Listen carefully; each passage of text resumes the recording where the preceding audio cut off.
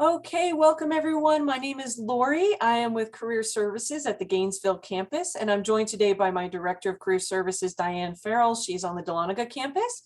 And thank you everyone for joining us. We have some fantastic speakers today to talk about workplace harassment and discrimination, which is something that unfortunately just doesn't want to go away.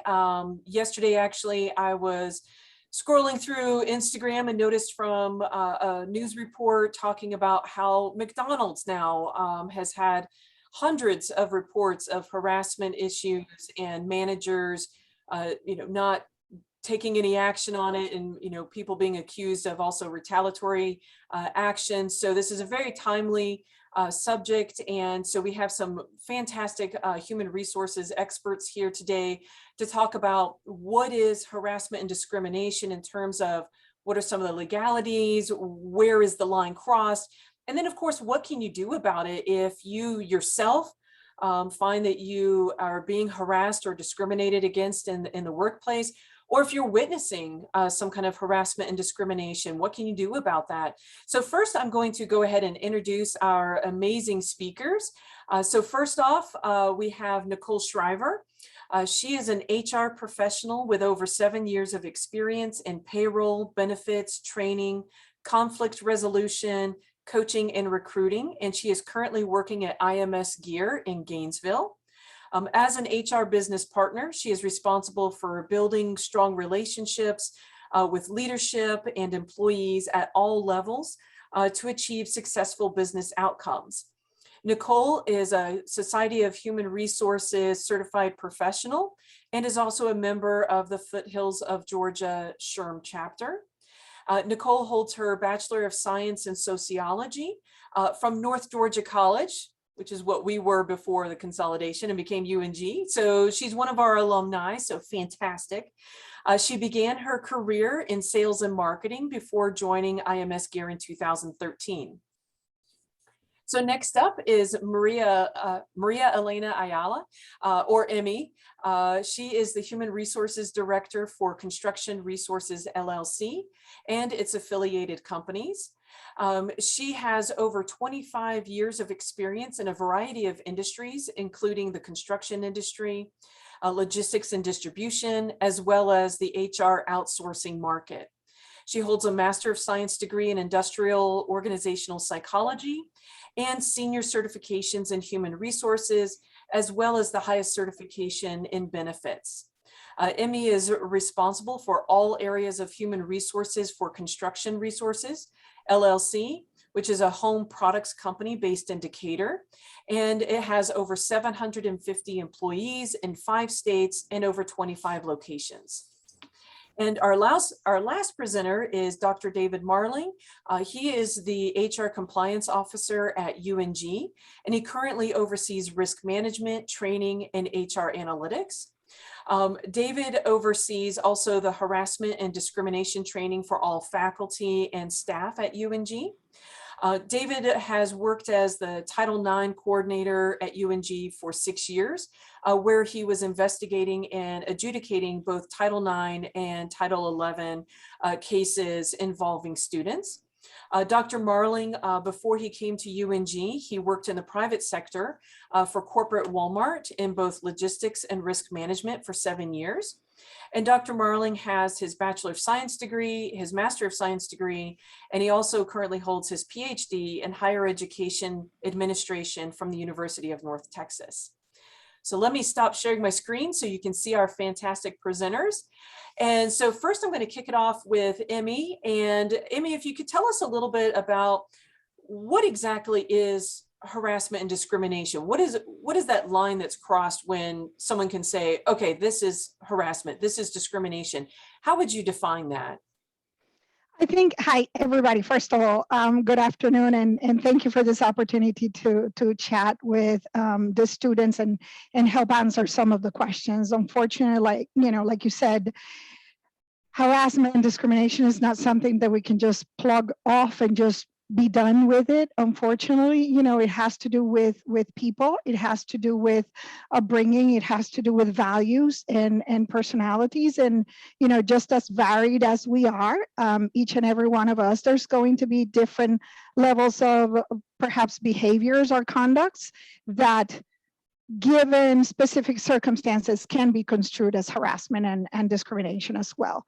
I think the most significant difference between harassment and discrimination is that the discrimination includes specific actions that impact the employment opportunities, or perhaps educational opportunities, depending on the line that you're looking, the discipline that you're looking. Harassment occur whenever conduct is directed towards an individual that is based on protected categories. So you're looking at gender, race, ethnicity, age, sexual orientation, and harassment will combine all those conducts, behaviors, images, comments, and jokes that target that specific protected category that we'd be considering, right?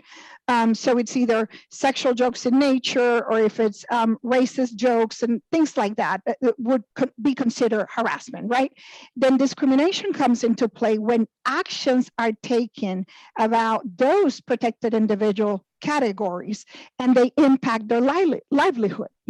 If you're targeted from a sexual standpoint, and not only is it jokes and comments and pictures, but all of a sudden, because you don't go with the gist, your employment is at stake, you're written up, you're fired, you're demoted, you're transferred to another division. When your livelihood and your employment are at stake, from a business standpoint, that's when you're talking about discrimination. So it has a direct impact on your livelihood or your ability to maintain a job. One of the things that is often misconstrued also is the fact that people think that one isolated action may be considered discrimination, or one isolated action may be harassment. We see that a lot. Unfortunately, there are going to be people that will say things that are inappropriate in the workplace, but sometimes they're one-offs.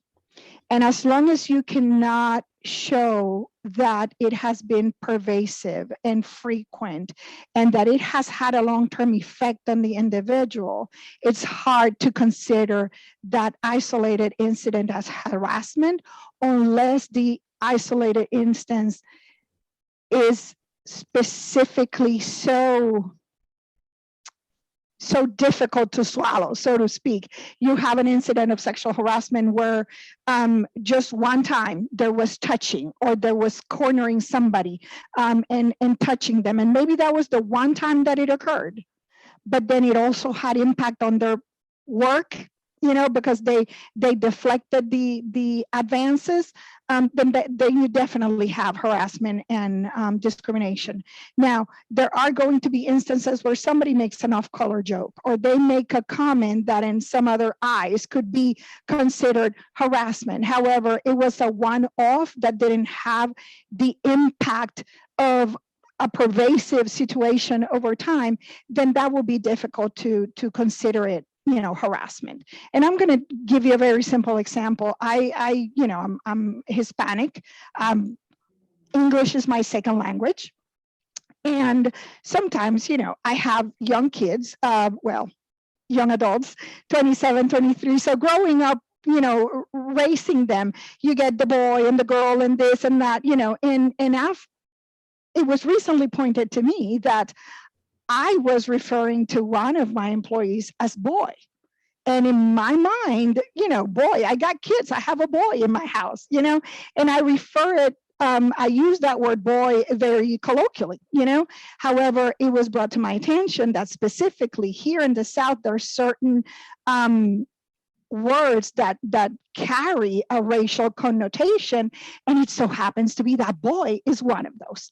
So, was the intent to offend there? No. Did the person come in and complain about me calling him boy? No. However, somebody around me heard the expression and pointed out to me, you know? So I can assure you I'm not using that word again at work, you know? So even if it wasn't defined as a harassment instance, it is something that can become harassment when the individual doesn't realize that they're utilizing words that may not be appropriate, you know, in the workplace.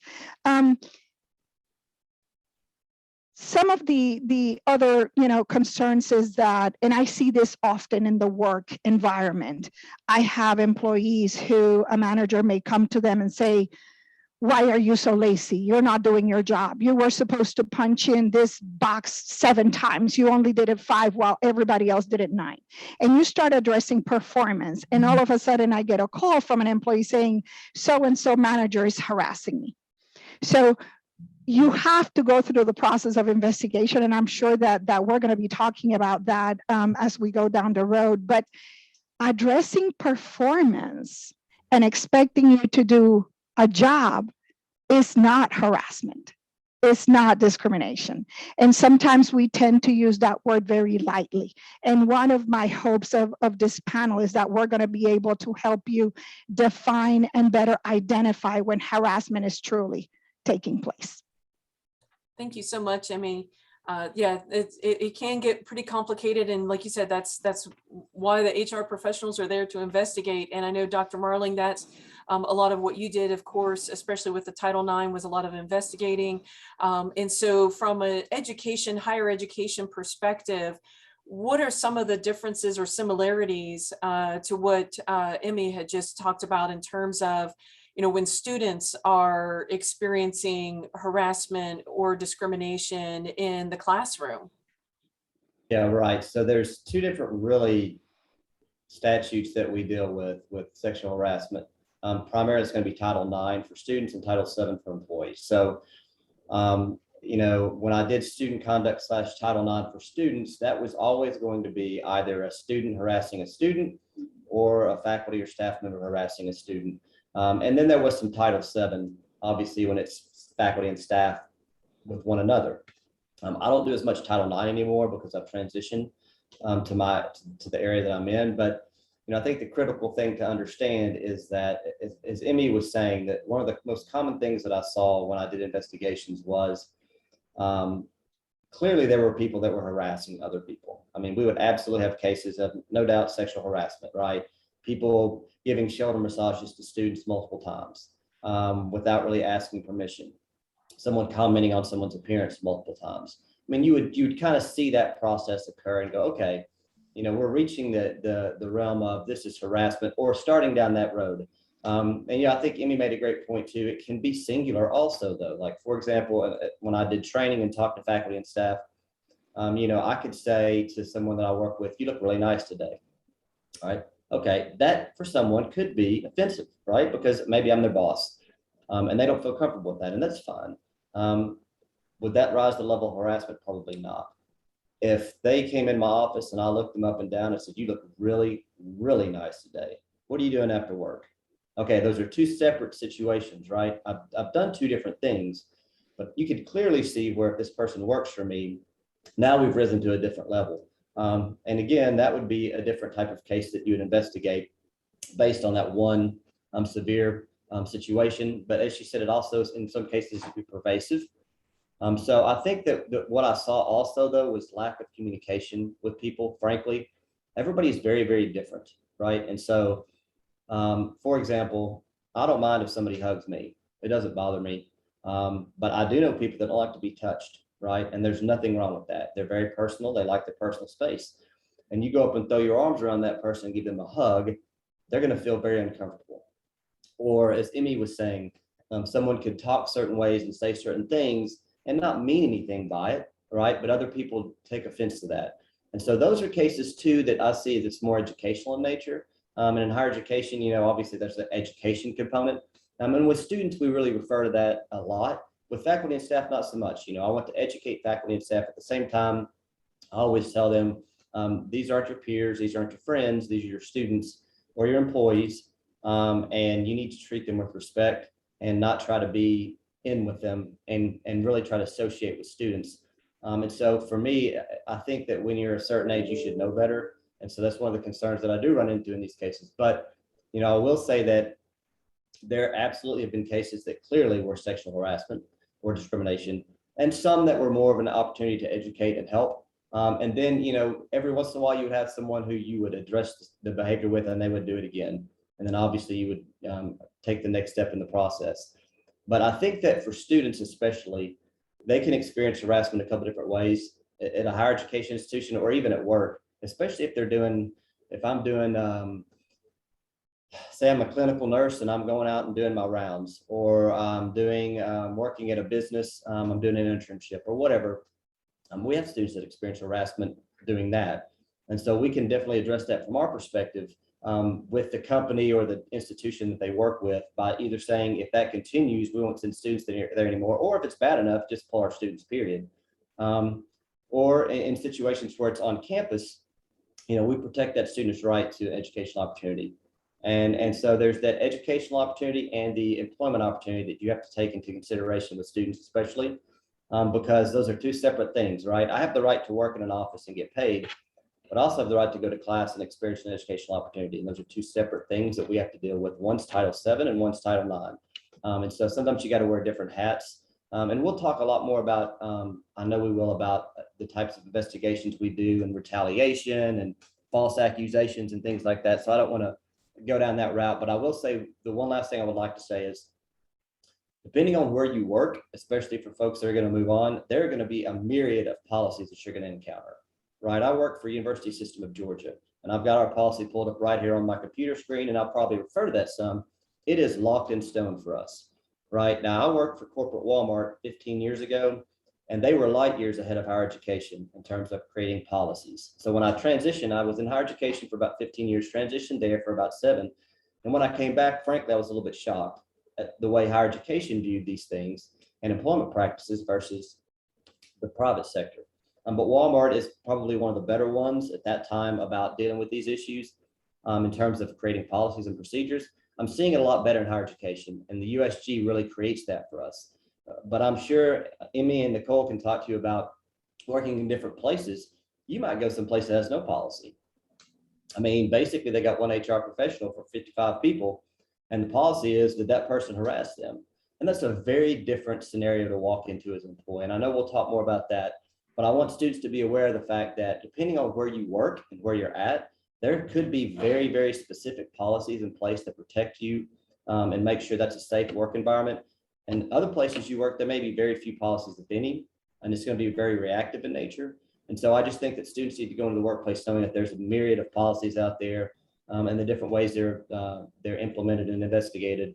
Run the gamut, frankly, depending on where you work and even maybe the type of places you work, the profession that you're in, those types of things. So, but anyway, I just think that's the critical piece to understand how different.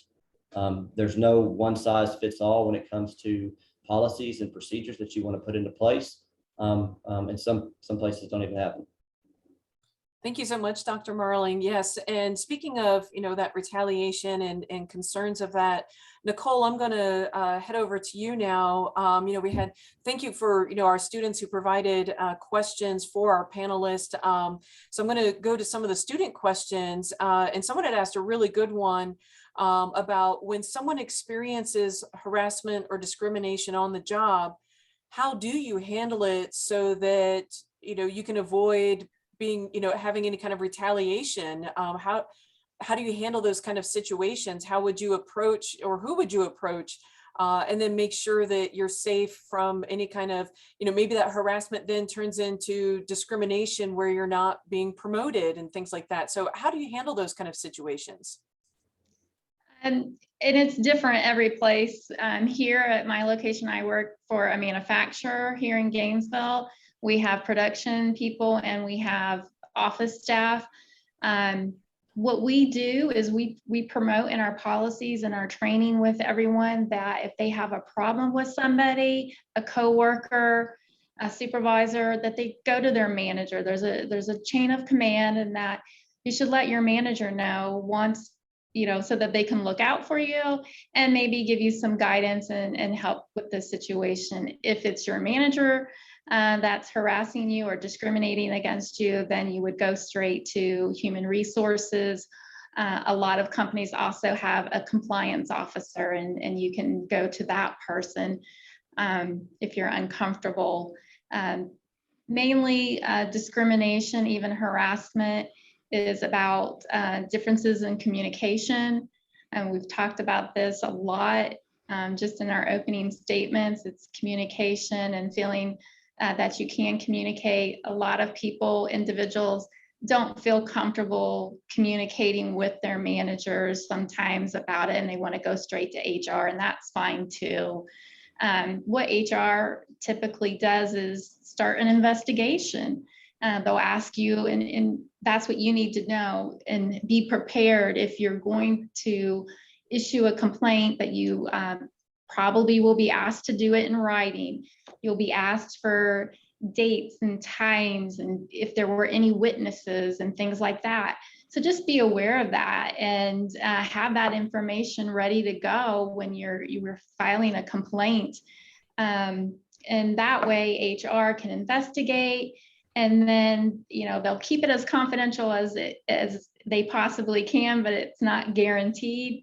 And then they just go back and usually it's coaching and things like that, retraining. If it's a manager, that manager may need to be retrained.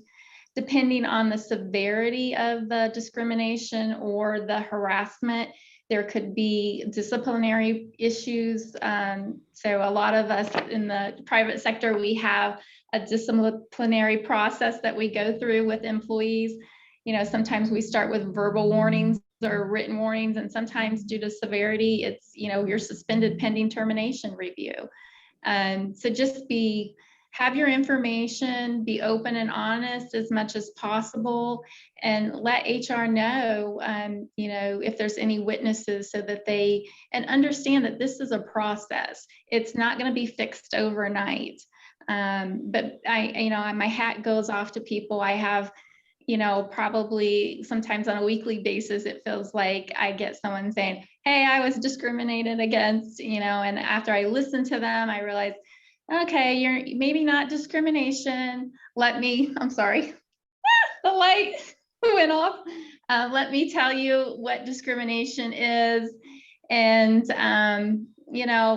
then I can walk them through what's really going on. It could be a manager just playing favorites, and that we don't like that either. So that might be as simple as making the manager knowledgeable. It might be as simple as getting you and that person talking and communicating. So it could be simple. It could take a long process.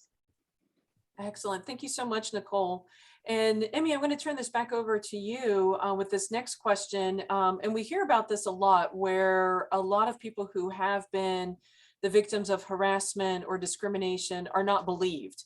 You see a lot of people in the media saying, well, why did they wait so long? It can't be true. That person, they would never do that. And so how do you make sure that, your manager or your chain of command believes you? How do you make sure that happens? I would say that the very first step is you have to have a good, solid policy.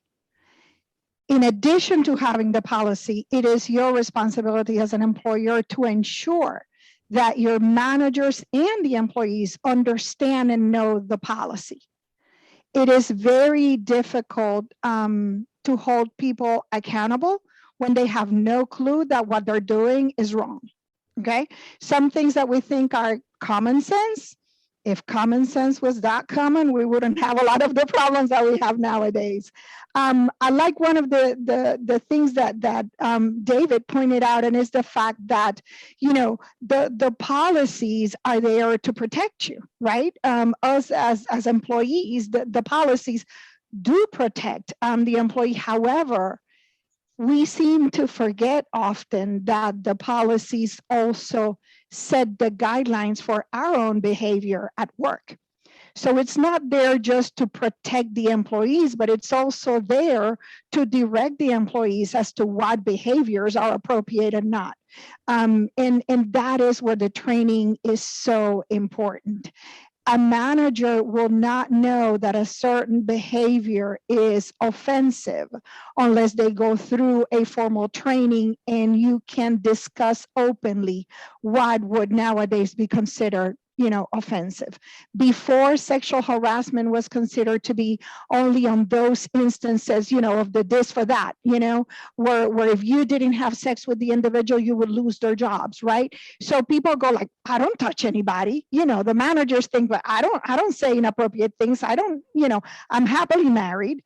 Yet the comments that they will make, similar to, oh my gosh, why are we bringing women in this manufacturing environment? They can deal with the weights that we are dealing with, and the guys can hold or process in the manufacturing environment. And those are very discriminatory comments about female workers, okay? So how does somebody know that they may be crossing the line?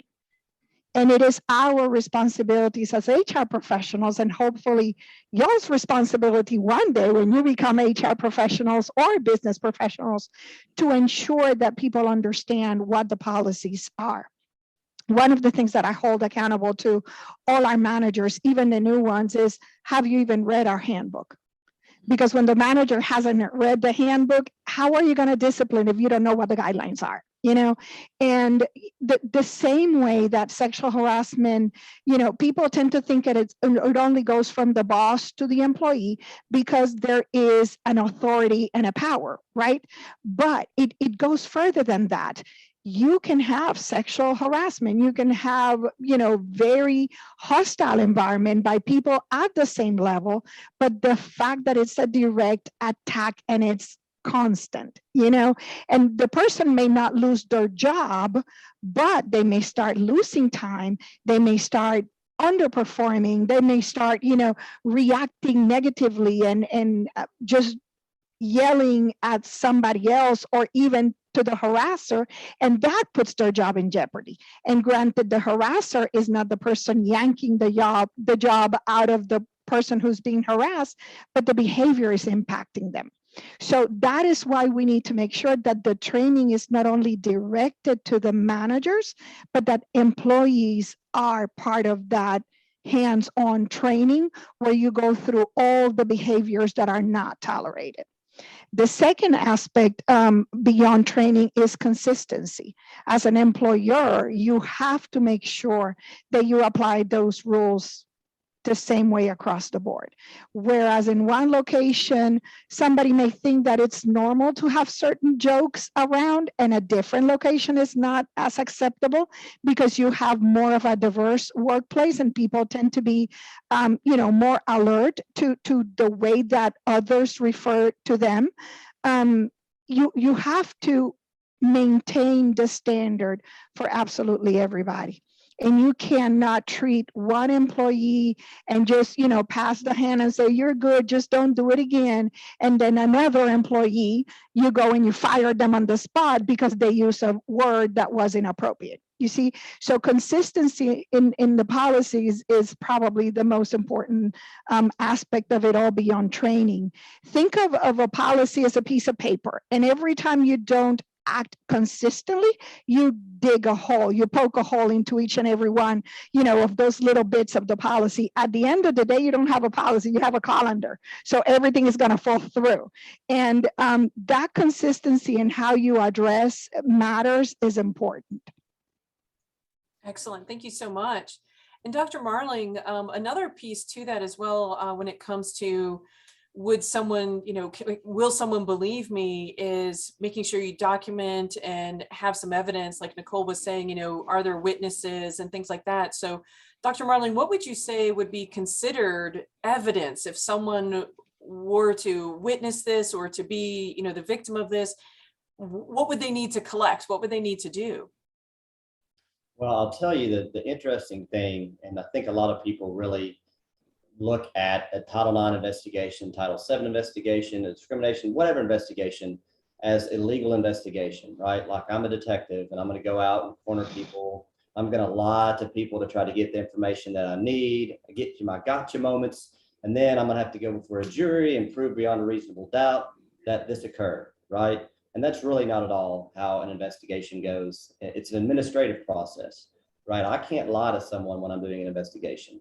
I can't lie to either party to try and glean information that I want, first of all. So when I work with employees who are reporting sexual harassment or any sort of harassment, and you talk about believability, the problem is that 75% of the cases I see, it's basically one party says this happened, the other party says that happened. And you just don't have that 5 people saw it, or there's a paper trail, or, so what I always tell people is, look, document it to the best of your ability. But when you're going to report a case, report it because you want to be heard, not because you want to win.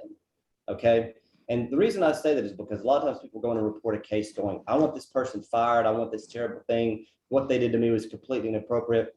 And we may not be able to prove what that person did, right? The standard normally for us is going to be greater weight of the evidence, or what's more likely than not to have occurred, okay?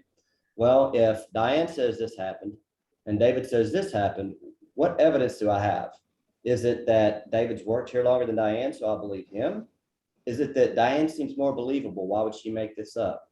Is it that David's my buddy? Is it that Diane's my cousin? Well, really, there's nothing, right?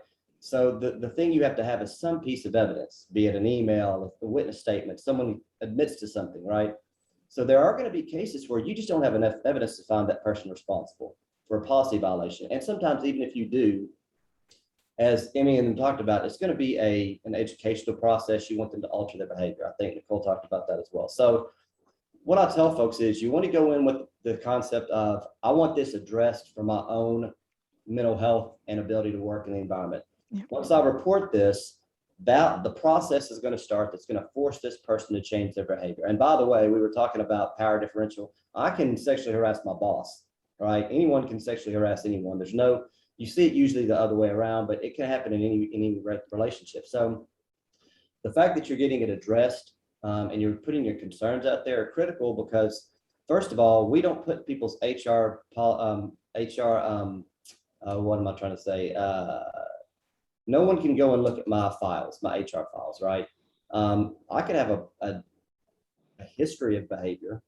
No one knows about it, but I'm afraid to report it that David did it because no one would ever believe me, when in fact, if you would have reported it, you would have followed that same process and shown that my behavior is consistent with what others have reported, and I might lose my job, right? So I think the most critical thing is don't go in thinking they're not going to believe me or I'm not going to be believed. It's, do I want the process to help me have a better experience at work, right? And then go in and tell your story. And if basically they say, well, there's not enough here, that's fine. I just want the behavior to stop, okay? If they say there's enough here, but the steps we're going to take, maybe they don't rise to the level you want them to, that's fine. The whole point for you is to make the place a better place to work, okay? And so I just always really encourage people when they go into that, don't go in scared from the standpoint of, are they going to believe me or not? Go in saying, I want the situation and the culture of what I'm at, of what I'm experiencing to change. It's going to be scary. I mean, usually when I've done investigations, all parties are nervous, right? I mean, it's a serious situation, especially when you're accused of something. Everyone's scared. So I'm not trying to be flippant saying don't be nervous when you go in. But again, just make sure that you understand the possible outcomes once you go through the investigative process. And yeah, I'll just tell you from experience, you just don't have a whole lot of, this is an easy open and shut case, clear, concise. They're almost always 75% of my cases are clear as mud, right? You do a whole lot of digging, spend a lot of time and energy to try to figure out what may or may not have occurred. And sometimes you just can't tell. So you just say, if that happened, don't do it anymore. And you just, and that usually, I will tell you from experience, 95% of the time that changes the person's behavior that was accused. Almost always. Every once in a while you have someone that it doesn't, and then you take the next step in the process with them. But that would be, again, I know there's, yes, video evidence, all these things, great if you can have that, but many times you're not. And so it's just, again, not a matter of being believed, but being heard, and hoping that by coming forward, you're going to alter the environment that you work in to make it a safer and more effective place for you to work. Excellent. Thank you so much. And Nicole, kind of along the same lines, because then the opposite side of that is the person, who's being accused. And there was this instance back when I was in college and one of my summer jobs, it was working in a warehouse, and there were a lot of off-color jokes, but everybody said them. And of course, at the time I was young, so I was just like, whatever. I just kept my head down, did my job. But my coworker and the manager would often joke with each other, both of them. They both would joke with each other. And then I left because I was going back to school, and that my coworker ended up quitting her job. And right after she quit, she then tried to sue the manager for harassment, and saying that he was always saying these off-color jokes. And so of course the manager reached out to me and said, what was going on here? Was I harassing? And I was like, she told the same jokes. So I didn't think it was harassing because she told the same jokes as him. And then it turned out she had a pattern of every time that she would quit a job, she would sue for harassment. So what happens when it becomes like these false accusations that are genuinely false accusations? How does that person who's being accused, how do they handle that situation, Nicole? I mean, it is sad that there are instances where someone is habitual at that, where if they get fired or leave a job, that they tend to file complaints against somebody. But usually there's an underlying, like in your case, that manager was making off-color types of comments or jokes or whatever that he probably shouldn't have been doing in a professional setting. So it's very important that people understand when you go to work, whether you're working in a very casual place or you're working at a very, wear a suit and tie or whatever, when you go to work, factory, non-factory office, there's an expectation of professionalism with everyone. And it's not, you don't speak at work like you speak when you're at a bar or with your friends. So as long as people do that, you don't give people any, anything to used against you in certain ways. But there are times when people can make things up or, misinterpret, because everybody has their own perception of what happens, what was said. It may not even been what I deal with situations where one person says they said one thing and somebody else heard it something else. And, you would have to look at each situation individually and bring the parties together if they're still working together and, get everyone on the same page with coaching and things like that. But if it's an employee that's been terminated, it's really, they're going to have to provide something, either other people that say the same things, they're going to have to provide something to prove to be able to go after you in a lawsuit, or most people, would file like a suit against you, a claim against you with the EOC. So, you have different options when you feel that you've been discriminated against or harassed. And also if the company has a policy in place and you didn't follow the policy of, letting them know, you didn't let them know before you left that this is why you're leaving, and give them a chance or opportunity to fix it or to even be aware of it. I mean, I don't know of many cases where those are successful, but they certainly, people certainly try. Most companies, when they get certain types of complaints or have a lawyer send them a letter, this person was harassed, it's usually a low settlement before it even goes anywhere. And they usually just settle for a low amount just to, get rid of it. But it all has to be investigated either way. Mhm. And Laura, I want to jump in and say amen 15 times to what she just said, especially about professionalism in the workplace. And I'll piggyback off the story you just told to me, is that, as a professional, it's a workplace, right? You're expected to maintain a professional attitude. Simply because someone else says and acts a certain way doesn't mean you should do the same thing. And I agree 100%. When you do that, you're really going to open yourself up to possible situations where you're accused of something. Let me just go back to one thing really quickly with false complaints, because this is something as someone that did Title IX investigations for a long time. It would drive me crazy when someone would say, well, they made it up as a false complaint. I've probably investigated 200 cases, probably close to 300, frankly. I've had maybe 2 that were clearly a fabrication of some sort, where you would say it's, and I want to read our false complaints policy at North Georgia. False and malicious complaints of sexual harassment, as opposed to complaints which, even if erroneous, are made in good faith, so let's think about that, may be subject to appropriate disciplinary action. Let me go back to what I said though. As opposed to complaints which, even if erroneous, are made in good faith. And that goes back to exactly what Nicole was just talking about, where I may feel like someone did something inappropriate to me. It doesn't mean they did, but it doesn't mean because I feel that I'm making it up.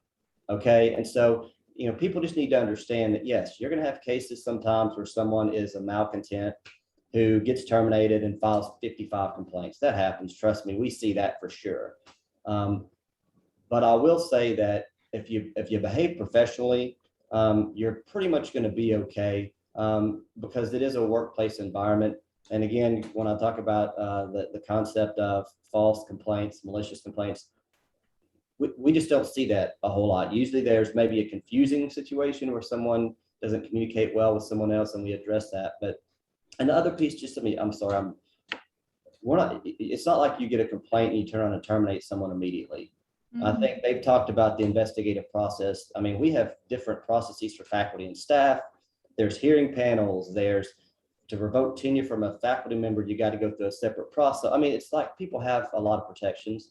And if you have a good HR policy, you know, Emily talked about that too, the importance of following your policy and having policy and procedures in place to protect all parties, not just the person making the accusation, but the person who's being accused. So I'll get off my soapbox about false complaints, but as someone who investigated a lot of complaints, I can just tell you from experience, I got very, very few that I would go, that's false, and that person made that up. No, that's fantastic. I mean, and obviously, you know, and I brought this story up especially because I was still in college. So I was like a lot of our students that are here today. So I most certainly didn't know any HR policies. And this is also back in the day when a lot of this was still kind of, they're just making it up. It's, you know, it's not true. And I most certainly didn't know who to go to. I just kind of thought that's how it was in the workplace. Right. It just, that's how it was. The manager was doing it. The workers were doing it. I guess that's just how it is. And so I think now, especially because we've seen so many instances and seeing the Me Too movement and so many times where people have brought this out saying, no, this is not how it should be. This is not standard. This is not okay. I think now that's why, you know, I think certainly if that were to happen now, oh no, I wouldn't just be like, okay, no, that wouldn't happen. You know, definitely different times and much wiser now. So that's why I wanted to make sure our students, you know, if they were to find themselves in a situation where it's just, you know, everyone says, well, that's just the environment. No, not so much. And Emmy, I'm going to go back to you. One of the other questions, and we had talked about this as well a couple months ago, about, you know, are things getting better in terms of, you know, are there improving trends when it comes to harassment and discrimination, because more of this is being brought to light? You know, there are a lot of, you know, class action discrimination lawsuits and really holding people accountable for their actions. You know, are you seeing any changes towards the positive where, you know, people are being more aware and making sure they don't make these kind of things happen in the workplace? Yeah, I think I don't want to say it's getting better, because I don't feel that's the case for a fact, but I think it's becoming more visible.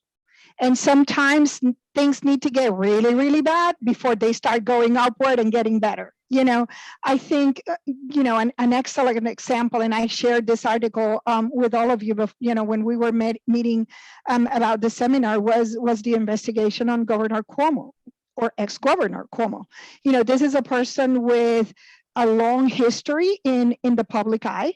This is somebody who has made a lot of allies and a lot of enemies, and these claims were coming up, and somehow the personality, the celebrity, the governor, qualities always came above and could crush the comments and the complaints.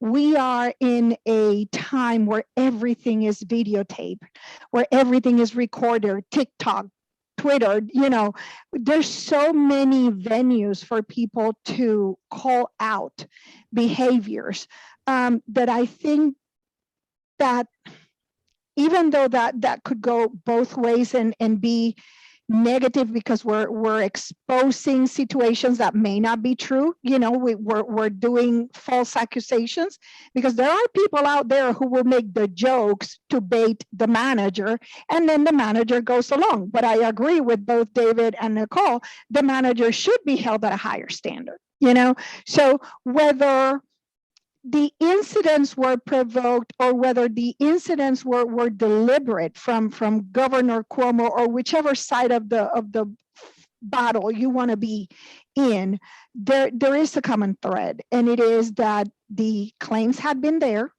that it had been repeatedly an issue, and that the power that the individual committing the harassment had over the victims was so prevalent that the victims didn't have a space. Then bring technology into the mix, all of a sudden we have recordings of inappropriate conversations.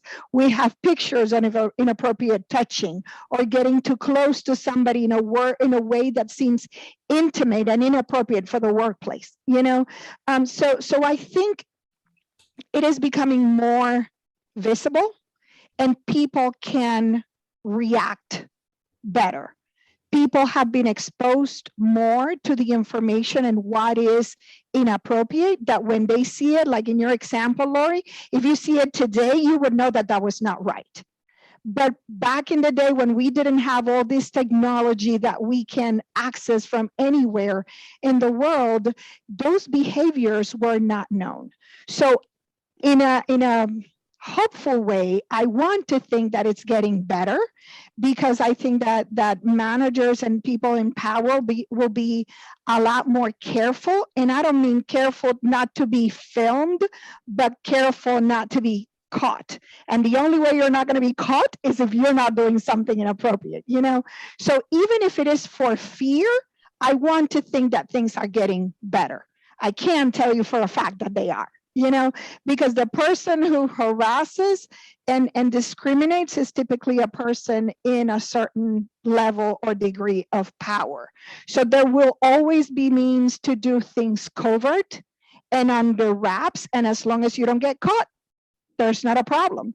Many of the individuals that go through, these allegations, the only reason they're sorry is because they got caught, not because they realized that the behavior wasn't appropriate, So I as an HR professional, it is my goal to train and teach and develop my management team.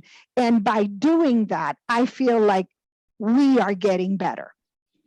As long as you could hold the same stick to everybody, So you guys that are growing in your education, that are pursuing careers in the next year or maybe the next 6 months, that are looking to be part of this progressive world that we live in, it is going to be up to you as well to make things better.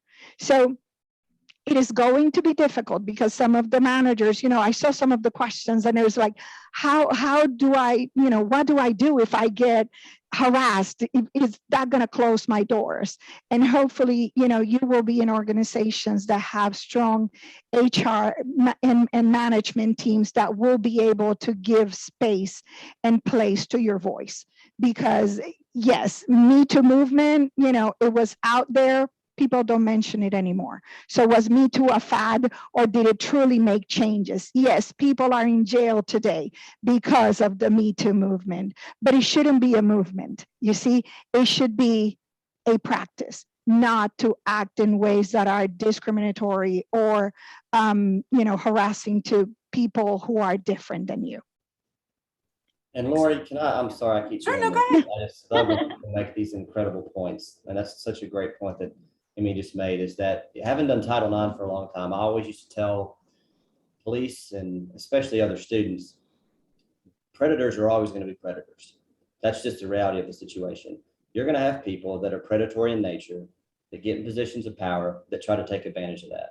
And so our job as HR professionals is to, and coworkers for that matter, is not to be the wingmen for those people or wing women or whatever, not to enable that behavior. When you start to see things happen that you know are wrong, address it.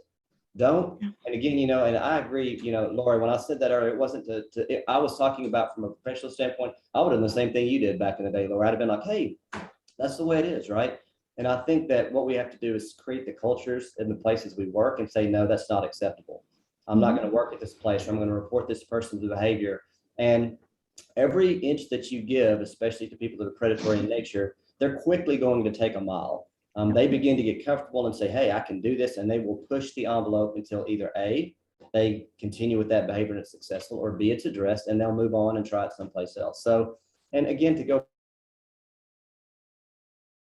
back to turning a cruise ship, right? So we were headed in one direction and it's got slowly but surely starting to turn. It's going to take years, maybe decades to get to the place we need to be.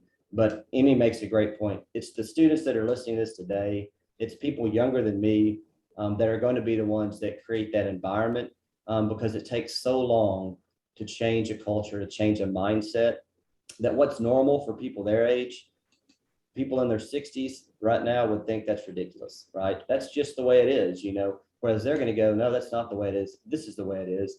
And they're going to create that culture that's going to change, but it's going to be a long-term, I think, process, obviously, to change a culture like that. So great points, Amy, man. I just wanted to piggyback off of those.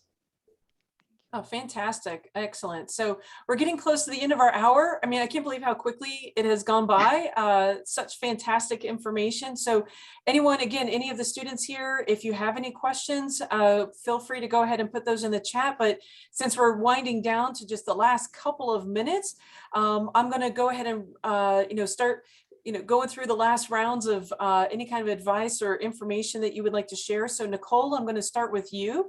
So is there anything else that you would like for the students to be aware of in terms of any kind of harassment or discrimination, how to handle things in the workplace, anything that we've been talking about, anything else that you want to make sure that they're aware of? Yeah, I mean, there's always going to be workplaces that maybe you don't fit into, that you're not comfortable in.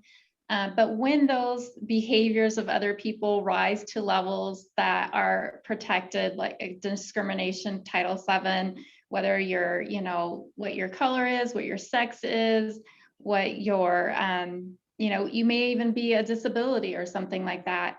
We are protected. Know that you are protected. There are laws that protect us. And you need to be vocal. You need to make sure either the management or your HR person has that information so that the culture can change. It's not going to change if no one says nothing. We have to speak up. And it is our job as HR people, managers, the executive team, is to make sure that we have an enriched environment where people can come and talk to us and feel that they will be heard, that there is a process. We do investigate, even if it's a he said, she said situation, there's going to be something that we can do to try to make it better, or have the, two parties come together and understand each other.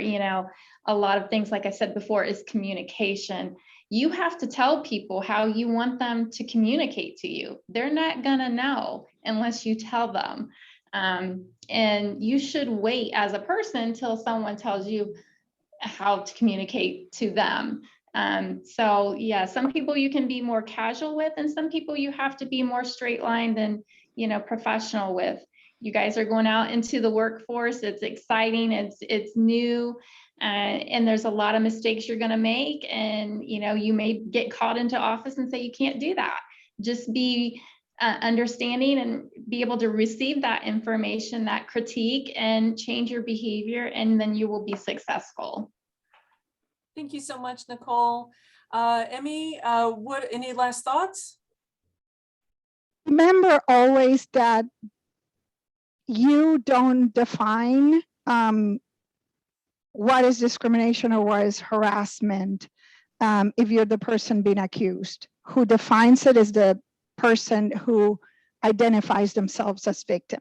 So your intent, your thought process when you use certain words or did certain actions may have not been meant to be harassing or intimidating or discriminating.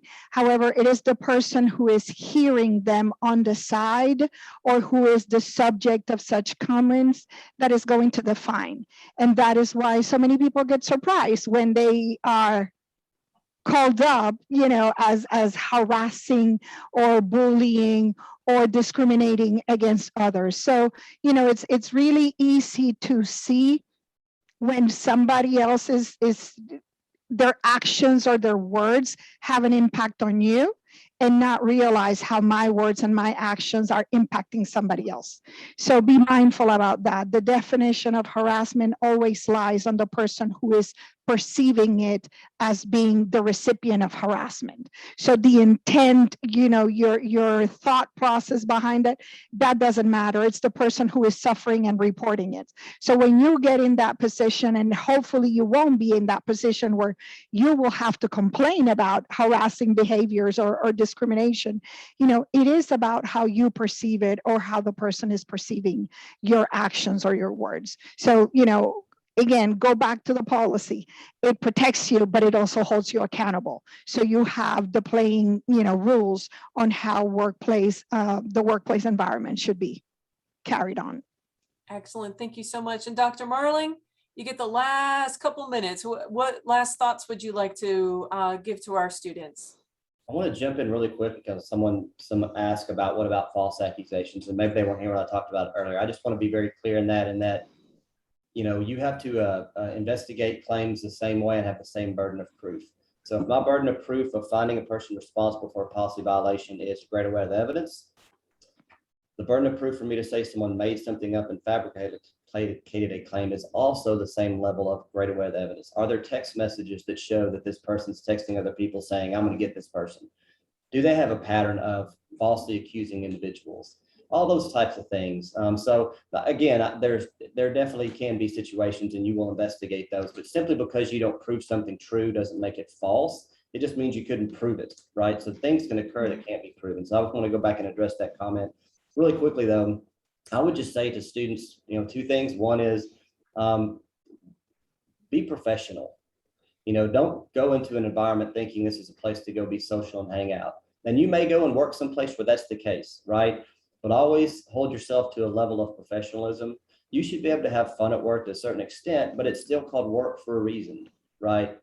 You're supposed to be able to get a job done and be a professional in nature. And that's one thing that's really important for students to understand. It's just, again, behave professionally and don't ever take anything for granted in terms of how you might impact others, not just with what you say and do in a negative way, but what you say and do in a positive way. Because if you are, especially in a management position or a young professional that others are looking to say, how am I supposed to act? What's the culture going to be at this place? If you're professional and treat people with respect and dignity, a lot of times other people are going to watch that and go, hey, maybe that's what I should be doing. And so that would be my big takeaway from this for students, is to go in and try and create that culture that you want in the workplace. And sometimes you might go somewhere and that culture's not there and you're not comfortable, and you might go, you know what, I'm going to find another job that's got that culture for me, and that's okay too. But always know that your goal is to maybe try and create and encourage others to do that to the best of your ability so that those situations don't arise. Excellent. Thank you so much. Well, we are at exactly 1 hour. I'm sure we could go on forever because there's so much information and so much, good advice here. So thank you again, Emmy, Nicole, and Dr. Marling, for taking time out of your super busy schedules to talk to our students. I really, really, really appreciate it. And I'm sure everyone here got a wealth of information that they can use in their careers.